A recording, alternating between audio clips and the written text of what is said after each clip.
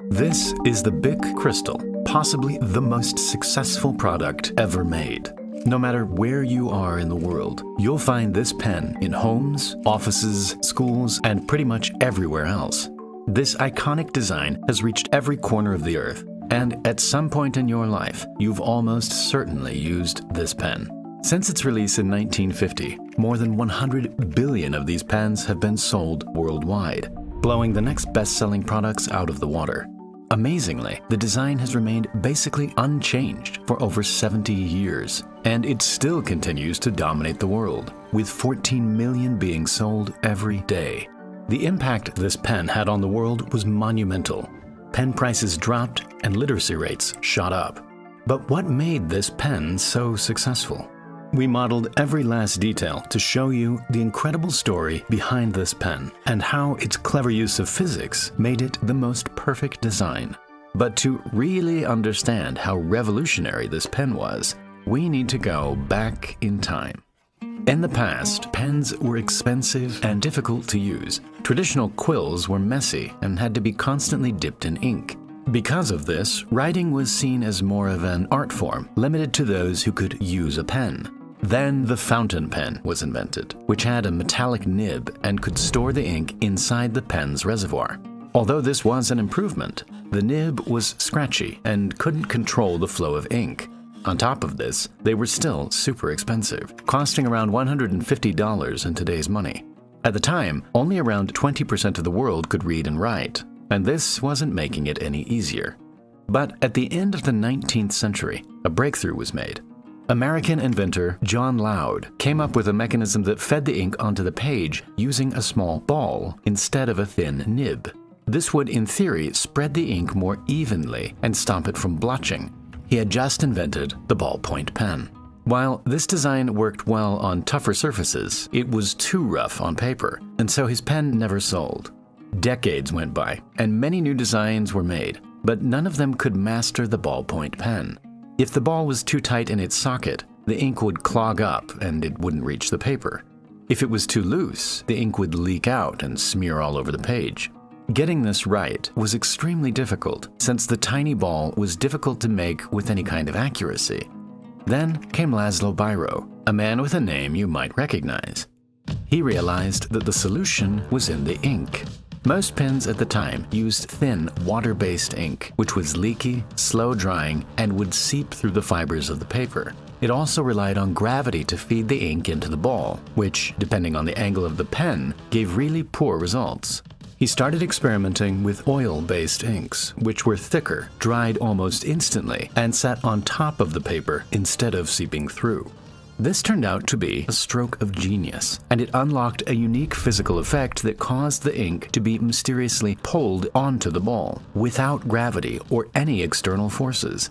This is called capillary action, and it's what allows water to climb tree roots and nutrients to flow around our body. We can see this effect in action by placing a thin tube into some water and watching it climb. But what's happening here? The attraction between the liquid and the walls of the tube is stronger than the attraction that binds the liquid particles together. And so the particles at the top get pulled up by the side of the tube until the weight of the water eventually cancels out the force. In Biro's pen, this effect was happening upside down. The ink was being pulled through the ultra-thin walls of the tip and onto the ball, ensuring that it was constantly covered in ink. Biro came up with a new design that would pull the ink onto the ball without gravity or moving parts, producing a consistent and smooth line on the page. Biro mastered his design, and his pen became a hit in South America. But there was still one huge problem. The cheapest pen he offered cost an incredible $190 in today's money. And so, although the design was great, he never achieved mass market success. At this point, literacy rates had only hit around 33%, and pens remained a luxury item. But just a few years later, French manufacturer Marcel Biche discovered Biro's pen and saw a huge opportunity. He bought the patents for $2 million and began designing a new and improved version that could be mass-produced for a much cheaper price. With the help of state-of-the-art Swiss watchmaking machines, he developed a method for mass-producing tiny stainless steel balls to within a fraction of a millimeter.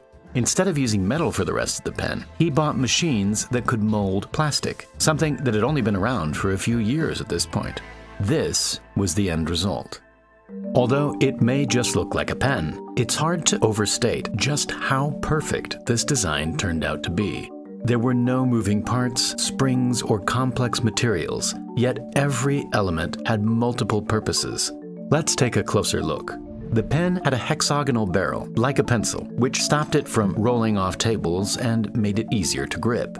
It was made from polystyrene, which was strong, cheap, and transparent, allowing the ink level to be seen at all times.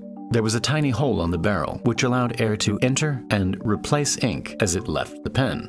The ink inside the cartridge was a special recipe that maximized the capillary effect, while still producing a good quality line. The ink flowed into the tip of the pen, which contained the stainless steel ball.